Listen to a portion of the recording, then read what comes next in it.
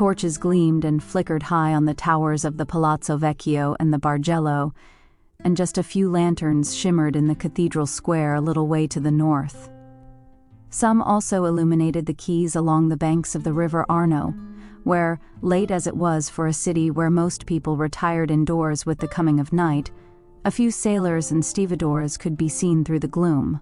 Some of the sailors, still attending to their ships and boats, hastened to make final repairs to rigging and to coil rope, neatly on the dark, scrubbed decks, while the stevedores hurried to haul or carry cargo to the safety of the nearby warehouses. Lights also glimmered in the winehouses and the brothels, but very few people walked the streets. It had been 7 years since the then 20-year-old Lorenzo de' Medici had been elected to the leadership of the city, bringing with him at least a sense of order and calm to the intense rivalry between the leading international banking and merchant families who had made Florence one of the wealthiest cities in the world.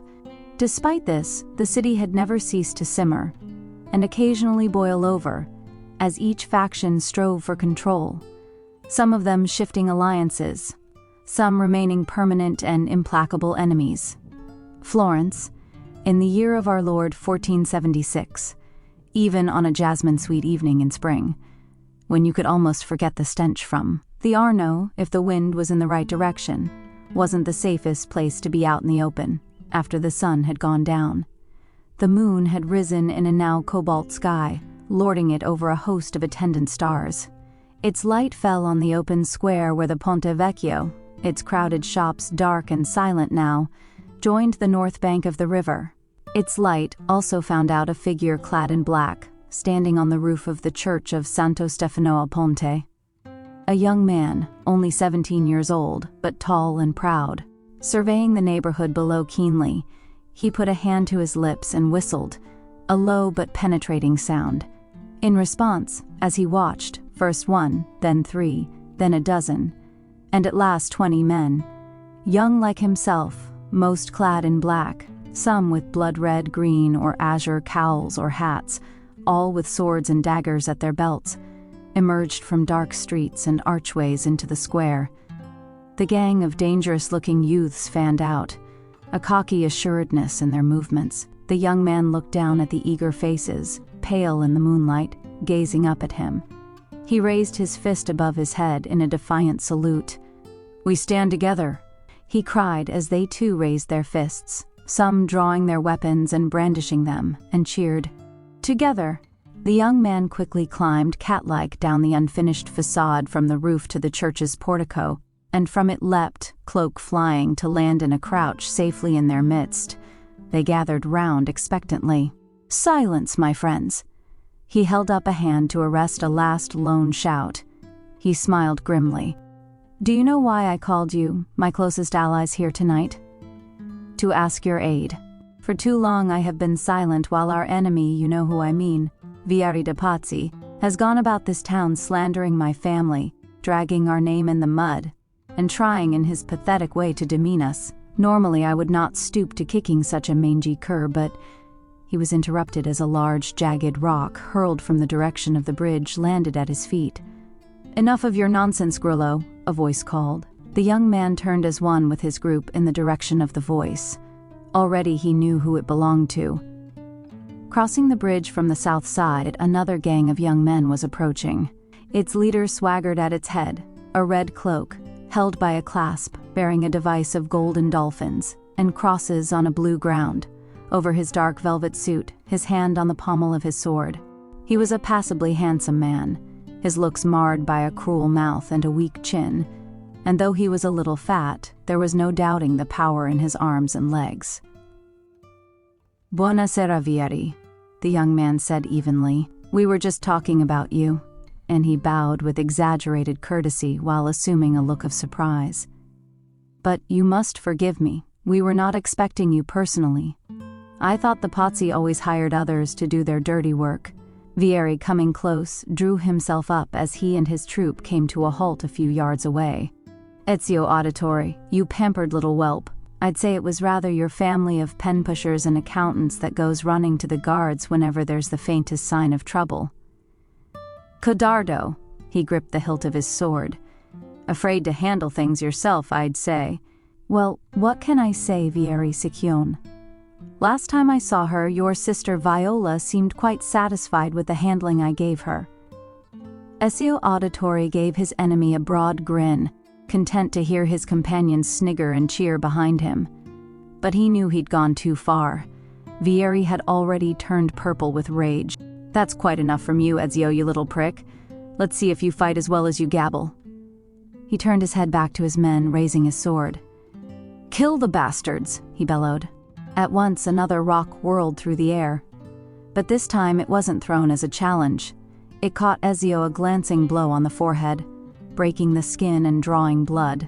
Ezio staggered back momentarily, as a hail of rocks flew from the hands of Vieri's followers. His own men barely had time to rally before the Pazzi gang was upon them, rushing over the bridge to Ezio and his men. All at once, the fighting was so close and so fast that there was hardly time at first to draw swords or even daggers, so the two gangs just went at each other with their fists. The battle was hard and grim. Brutal kicks and punches connected with the sickening sound of crunching bone. For a while it could have gone either way. Then Ezio, his vision slightly impaired by the flow of blood from his forehead, saw two of his best men stumble and go down, to be trampled on by Pazzi thugs. Vieri laughed and, close to Ezio, swung another blow at his head, his hand grasping a heavy stone. Ezio dropped to his haunches and the blow went wide. But it had been too close for comfort, and now the Auditor faction was getting the worst of it. Ezio did manage, before he could rise to his feet, to wrestle his dagger free and slice wildly but successfully at the thigh of a heavily built Pazzi thug who was bearing down at him with sword and dagger unsheathed. Ezio's dagger tore through fabric and into muscle and sinew, and the man let loose an agonized howl and went over, dropping his weapons and clutching at his wound with both hands as the blood belched forth. Scrambling desperately to his feet, Ezio looked round.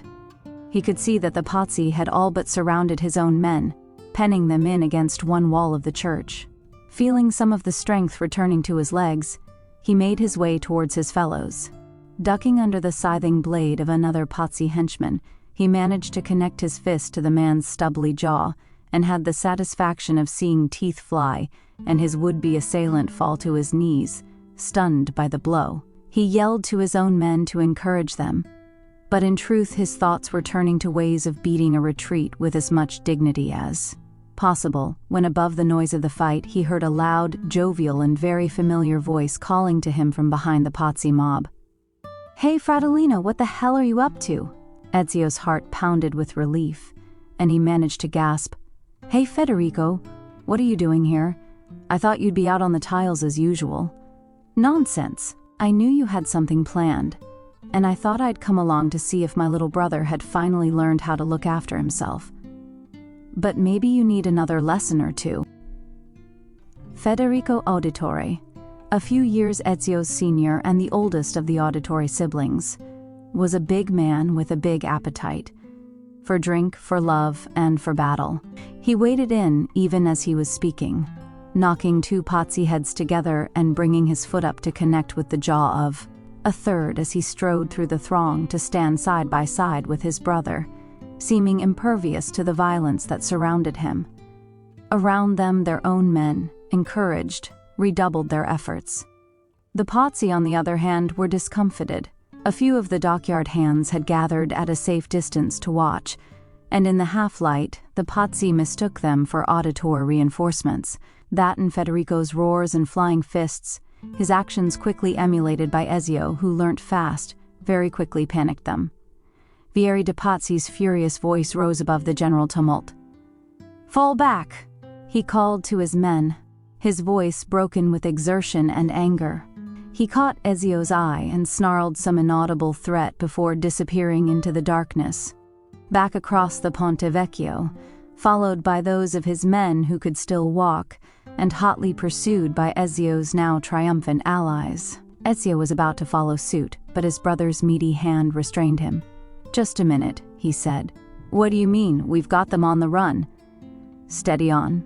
Federico was frowning, gently touching the wound on Ezio's brow. "It's just a scratch. It's more than that, his brother decided, a grave expression on his face. We'd better get you to a doctor. Ezio spat. I haven't got time to waste running to doctors, besides, he paused ruefully, I haven't any money. Ha! Wasted it on women and wine, I suppose. Federico grinned and slapped his younger brother warmly on the shoulder. Not wasted exactly, I'd say. And look at the example you set me. Ezio grinned but then hesitated. He suddenly became aware that his head was thumping. Still, it wouldn't hurt to get it checked out. I suppose you couldn't see your way to lending me a few fiorini? Federico patted his purse. It didn't jingle. Fact is, I'm a bit short myself just now, he said. Ezio grinned at his brother's sheepishness. And what have you wasted yours on? Masses and indulgences, I suppose? Federico laughed. All right, I take your point. He looked around. In the end, only 3 or 4 of their own people had been hurt badly enough to remain on the field of battle, and they were sitting up, groaning a bit, but grinning too. It had been a tough set too, but no one had broken any bones. On the other hand, a good half-dozen Pazzi henchmen lay completely out for the count, and 1 or 2 of them at least were expensively dressed. Let's see if our fallen enemies have any riches to share, Federico suggested. After all, our need is greater than theirs, and I'll bet you can't lighten their load without waking them up. We'll see about that, said Ezio, and set about it with some success. Before a few minutes had elapsed, he'd harvested enough gold coins to fill both their own purses. Ezio looked over to his brother triumphantly and jingled his newly claimed wealth to emphasize the point. Enough, cried Federico. Better leave them a bit to limp home on. After all, we're not thieves. This is just the spoils of war. And I still don't like the look of that wound. We must get it seen to double quick. Ezio nodded and turned to survey the field of the Auditore victory one last time. Losing patience, Federico rested a hand on his younger brother's shoulder. Come on, he said. And without more ado, he set off at such a pace that the battle-weary Ezio found it hard to keep up. Though when he fell too far behind, or took a wrong turn down an alley, Federico would hold up, or hurry back to put him right. I'm sorry, Ezio. I just want us to get to the Medico as soon as we can. And indeed it wasn't far. But Ezio was tiring by the minute. Finally they reached the shadowy room, festooned with mysterious instruments and files of brass and glass, ranged along dark oak tables, and hanging from the ceiling along with clusters of dried herbs, where their family doctor had his surgery. It was all Ezio could do to remain on his feet. Dottore Ceresa was not best pleased at being roused in the middle of the night, but his manner changed to one of concern as soon as he had brought a candle close enough to inspect Ezio's wound in detail. He said gravely. You've made quite a mess of yourself this time, young man. Can't you people think of anything better to do than go around beating each other up? It was a question of honor, good doctor, put in Federico. I see, said the doctor evenly. It's really nothing, said Ezio, though he felt faint. Federico, as usual hiding concern behind humor, said, Do patch him up as best you can, friend. That pretty little face of his is his only asset. Hey, Fatidi. Ezio hit back, giving his brother the finger. The doctor ignored them, washed his hands, probed the wound gently, and poured some clear fluid from one of his many bottles onto a piece of linen. He dabbed the wound with this, and it stung so much that Ezio almost sprang from his chair, his face screwed up with the pain. Then, satisfied that the wound was clean, the doctor took a needle and threaded it with fine catgut. Now, he said, this really will hurt a little. Once the stitches were in and the wound bandaged so that Ezio looked like a turbaned Turk, the doctor smiled encouragement. That'll be 3 fiorini for now. I'll come to your palazzo in a few days and remove the stitches. That'll be another 3 fiorini to pay then. You'll have a terrible headache, but it'll pass. Just try to rest if it's in your nature. And don't worry, the wound looks worse than it is. And there's even a bonus. There shouldn't be much of a scar, so you won't be disappointing the ladies too greatly in future. Once they were back in the street, Federico put his arm round his younger brother. He pulled out a flask and offered it to Ezio. Don't worry, he said, noticing the expression on Ezio's face. It's our father's best grappa, better than mother's milk for a man in your condition. They both drank, feeling the fiery liquid warm them. "Quite a night," said Federico. "Indeed, I only wish they were all as much fun as—" But Ezio interrupted himself as he saw that his brother was beginning to grin from ear to ear. "Oh, wait," he corrected himself, laughing. "They are. Even so, I think a little food and drink wouldn't be a bad thing to set you up before we go home," said Federico. "It's late, I know, but there's a taverna nearby where they don't close until breakfast time, and you and the Oste are amici intimi?" "How did you guess?" An hour or so later, after a meal of ribollita and bistecca, washed down with a bottle of Brunello, Ezio felt as if he'd never been wounded at all. He was young and fit, and felt that all his lost energy had flowed back into him. The adrenaline of the victory over the Pazzi mob certainly contributed to the swiftness of his recovery. "Time to go home, little brother," said Federico.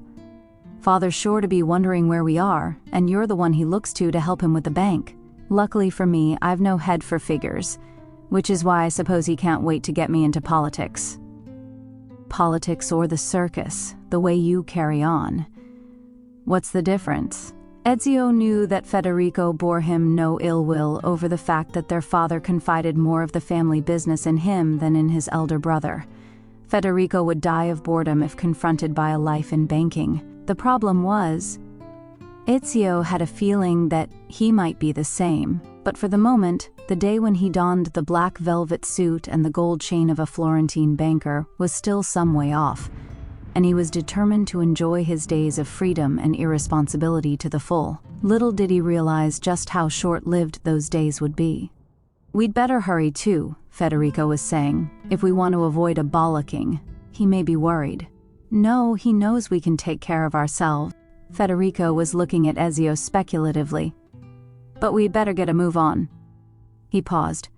"You don't feel up to a little wager at all, do you? A race, perhaps? Where to?" "Let's say," Federico looked across the moonlit city towards a tower not far away, "the roof of Santa Trinita. If it's not going to take too much out of you, and it's not far from home. But there's just one thing more. Yes, we're not racing along the streets but across the rooftops." Ezio took a deep breath. "Okay, try me," he said. "All right, little Tartaruga, go." Without another word, Federico was off, scaling a nearby rough-cast wall as easily as a lizard would. He paused at the top, seeming almost to teeter among the rounded red tiles, laughed, and was off again. By the time Ezio had reached the rooftops, his brother was 20 yards ahead. He set off in pursuit, his pain forgotten in the adrenaline-fueled excitement of the chase. Then he saw Federico take an almighty leap across a pitch-black void, to land lightly on the flat roof of a gray palazzo slightly below the level of the one he had jumped from. He ran a little way further and waited. Ezio felt a glimmer of fear as the chasm of the street 8 stories below loomed before him, but he knew that he would die rather than hesitate in front of his brother. And so, summoning up his courage, he took a massive leap of faith, seeing, as he soared across, the hard granite cobbles in the moonlight far beneath his feet as they flailed the air. For a split second he wondered if he'd judged it right, as the hard gray wall of the palazzo seemed to rise up to meet him. But then, somehow, it sank below him and he was on the new roof, sprawling slightly, it was true, but still on his feet and elated, though breathing hard. "Baby brother still has much to learn," taunted Federico, setting off again, a darting shadow among the chimney stacks under the scattering of clouds. Ezio hurled himself forward, lost in the wildness of the moment. Other abysses yawned beneath him, some defining mere alleyways, others broad thoroughfares. Federico was nowhere to be seen. Suddenly the tower of Santa Trinita rose before him, rising from the red sweep of the church's gently sloping roof. But as he approached, he remembered that the church stood in the center of a square, and that the distance between its roof and those of the surrounding buildings was far greater than any he had yet leapt. He dared not hesitate or lose speed now. His only hope was that the church roof was lower than the one he would have to jump from. If he could throw himself forward with enough force, and truly launch himself into the air, gravity would do the rest. For 1 or 2 seconds he would fly like a bird. He forced any thought of the consequences of failure out of his mind. The edge of the roof he was on approached fast, and then nothing. He soared, listening to the air whistle in his ears, bringing tears into his eyes. The church roof seemed an infinite distance away. He would never reach it. He would never laugh or fight or hold a woman in his arms again. He couldn't breathe. He shut his eyes, and then his body bent double. He was steadying himself with his hands and feet, but they were supported again. He had made it within inches of the edge, but he had made it onto the church roof. But where was Federico? He clambered up to the base of the tower and turned to look back the way he had come, just in time to see his brother flying through the air himself. Federico landed firmly, but his weight sent one or two of the red clay tiles slithering out of place, and he almost lost his footing as the tiles slid down the roof and off the edge, shattering a few seconds later on the hard cobbles far below. But Federico had found his balance again, and he stood up, panting for shore, but with a broad, proud smile on his face. "Not such a tartaruga after all," he said, as he came up and clapped Ezio on the shoulder. "You went past me like greased lightning." "I didn't even know that I had," said Ezio briefly, trying to catch his breath. "Well, you won't beat me up to the top of the tower," retorted Federico, pushing Ezio to the side, and he started to clamber up the squat tower, which the city fathers were thinking of replacing with something of a more modern design. This time Federico made it first, and even had to give a hand up to his wounded brother, who was beginning to feel that bed would be no bad thing.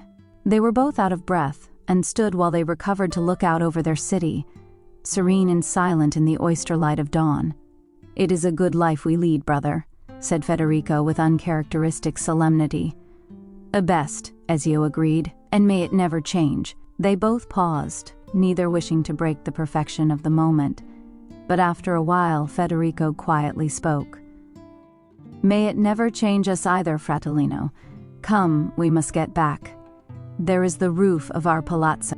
Pray God Father hasn't stayed up all night, or we really will be for it. Let's go." He made for the edge of the tower in order to climb back down to the roof, but stopped when he saw that Ezio had remained where he was. "What is it?" "Wait a minute. What are you looking at?" asked Federico, rejoining him. He followed Ezio's gaze, and then his face broke out into a grin. "You sly devil! You're not thinking of going there now, are you? Let the poor girl sleep." "No, I think it's time Cristina woke up." Ezio had met Cristina Calfucci only a short time before, but already they seemed inseparable, despite the fact that their parents still deemed them too young to form a serious alliance. Ezio disagreed, but Cristina was only 17, and her parents expected Ezio to rein in his wild habits before they would even begin to look more kindly on him. Of course, this only served to make him more impetuous.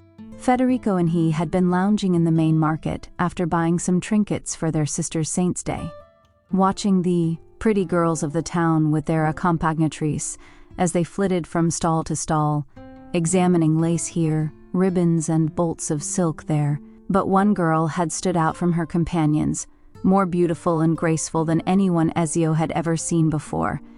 Ezio would never forget that day, the day on which he had first set eyes on her. "Oh," he had gasped involuntarily, "look, she's so beautiful." "Well," said his ever-practical brother, "why don't you go over and say hello?"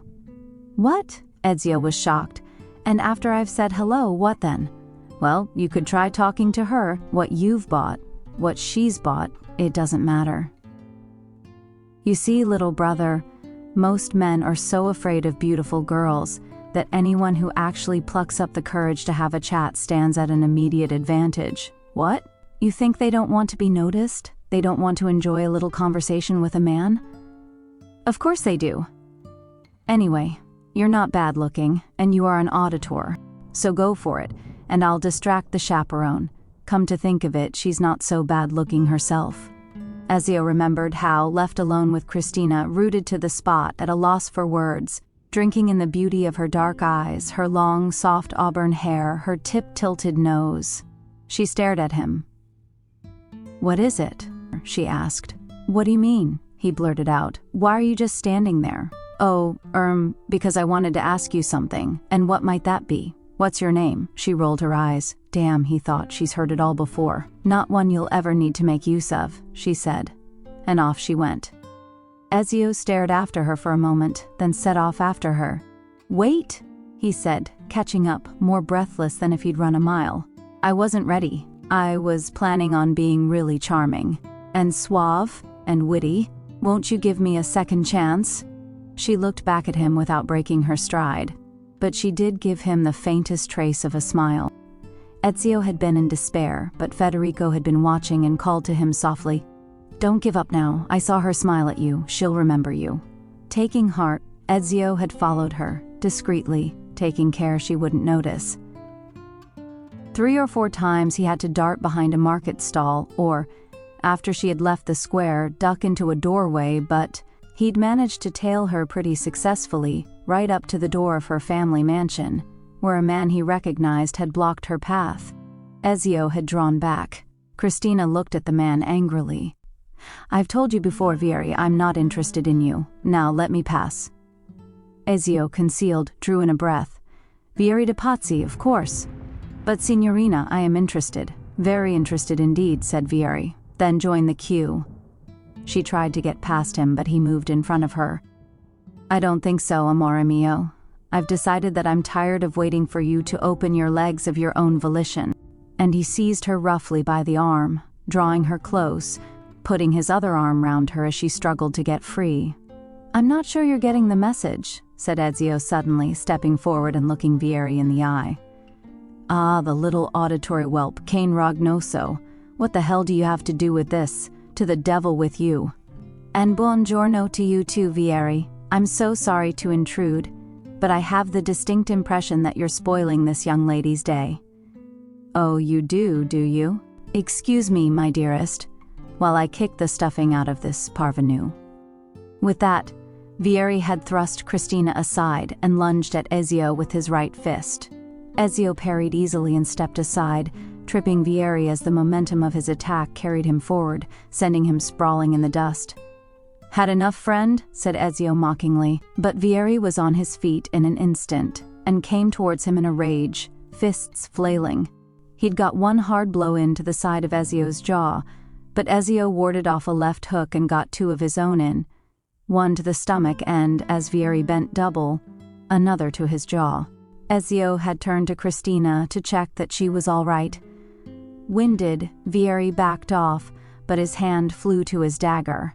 Cristina saw the movement and gave an involuntary cry of alarm as Vieri brought the dagger plunging down towards Ezio's back, but, warned by the cry, Ezio had turned in the nick of time and seized Vieri firmly by the wrist, wrenching the dagger away from him.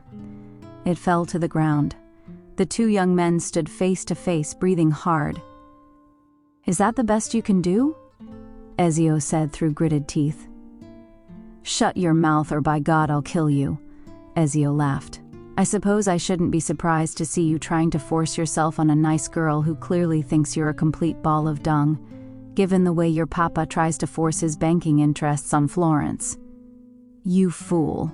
It's your father who needs to be taught a lesson in humility. It's time you Pazzi stopped slandering us. But then you're all mouth and no fist." Vieri's lip was bleeding badly. He wiped it with his sleeve. "You'll pay for this, you and your whole breed. I won't forget this, Auditore." He spat at Ezio's feet, stooped to retrieve his dagger, then turned and ran. Ezio had watched him go. He remembered all this, standing there on the church tower and looking across at Cristina's house. He remembered the elation he'd felt as he'd turned back to Cristina and seen a new warmth in her eyes as she'd thanked him. "Are you all right, Signorina?" he'd said. "I am now, thanks to you." She'd hesitated, her voice still trembling with fear. "You asked me my name. Well, it's Cristina Calfucci." Ezio bowed. "I am honored to meet you, Signorina Cristina, Ezio Auditore." "Do you know that man?" "Vieri? Our paths have crossed now and then, but our families have no reason to like one another. I never want to see him again." "If I can help it, you won't." She smiled shyly, then said, "Ezio, you have my gratitude, and because of that, I am prepared to give you a second chance after your bad start."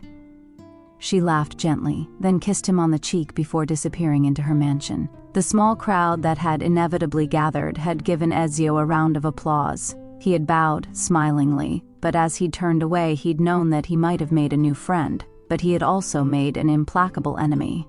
"Let Cristina sleep," Federico said again, drawing Ezio back from his reverie. "Time enough for that, later," he replied. "I must see her." "All right, if you must, I'll try to cover for you with father, but watch yourself. Vieri's men may still be about." With that, Federico shinned down the tower to the roof, and bounded off that into a hay wagon parked in the street which led home. Ezio watched him go, then decided to emulate his brother. The hay wain looked very far below him, but he remembered what he'd been taught, controlled his breathing, calmed himself, and concentrated. Then he flew into the air, taking the greatest leap of his life so far. For an instant he thought he might have misjudged his aim, but he calmed his own momentary panic and landed safely in the hay. A true leap of faith. A little breathless, but exhilarated at his success, Ezio swung himself into the street. The sun was just appearing over the eastern hills, but there were still very few people about. Ezio was just about to start off in the direction of Cristina's mansion, when he heard echoing footsteps, and, desperately trying to conceal himself, he shrank into the shadows of the church porch and held his breath. It was none other than Vieri and two of the Pozzi guards who rounded the corner. "We'd better give up, Chief," said the senior guard. "They've long gone by now." "I know they're here somewhere," snapped Vieri. "I can practically smell them." He and his men made a circuit of the church square but showed no sign of moving on. The sunlight was shrinking the shadows. Ezio cautiously crept into the shelter of the hay again, and lay there for what seemed an age, impatient to be on his way. Once, Vieri passed so close that Ezio could practically smell him, but at last he motioned his men with an angry gesture to move on. Ezio lay still for a while longer, then climbed down and let out a long sigh of relief. He dusted himself off and quickly covered the short distance that separated him from Cristina, praying that no one in her household would yet be stirring. The mansion was still silent, though Ezio guessed that servants would be preparing the kitchen fires at the back. He knew which Cristina's window was, and threw a handful of gravel up at her shutters. The noise seemed deafening, and he waited, heart in mouth. Then the shutters opened and she appeared on the balcony. Her nightdress revealed the delicious contours of her body as he gazed up at her. He was at once lost in desire. "Who is it?" she called softly. He stood back so she could see him. "Me," Cristina sighed, though in a not unfriendly way. "Ezio, I might have known. May I come up, Mia Colombo?" She glanced over her shoulder before answering in a whisper. "All right, but just for a minute." "That's all I need." She grinned. "Indeed," he was confused. "No, sorry, I didn't mean it quite like that. Let me show you."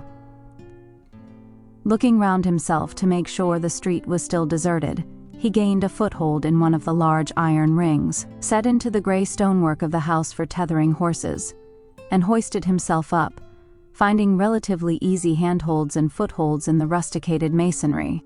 In 2 winks of an eye he had hoisted himself over the balustrade and she was in his arms. "Oh, Ezio," she sighed as they kissed. "Look at your head. What have you been doing this time?" "It's nothing. A scratch." Ezio paused, smiling. "Perhaps now I'm up I could also come in," he said gently. "Where?" He was all innocence. "To your bedchamber, of course." "Well, perhaps, if you're sure a minute is all you need." Their arms around each other, they went through the double doors into the warm light of Cristina's room. An hour later, they were awakened by the sunlight streaming in through the windows, the bustling noises of carts and people in the street, and, worst of all, the sound of Cristina's father's voice as he opened the bedroom door. "Cristina," he was saying, "time to get up, girl. Your tutor will be here at any—" "What the devil, son of a bitch."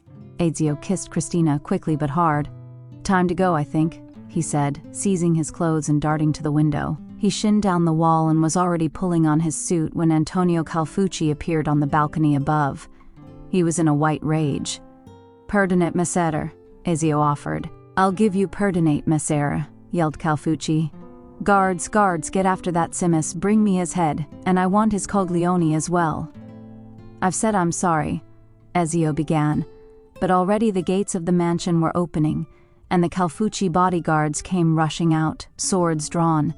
Now more or less dressed, Ezio set off at a run down the street, dodging wagons and pushing past citizens on his way, wealthy businessmen in solemn black, merchants in browns and reds, humbler folk in homespun tunics, and, once, a church procession, which he collided with so unexpectedly that he all but tipped over the statue of the Virgin the black-cowled monks were carrying.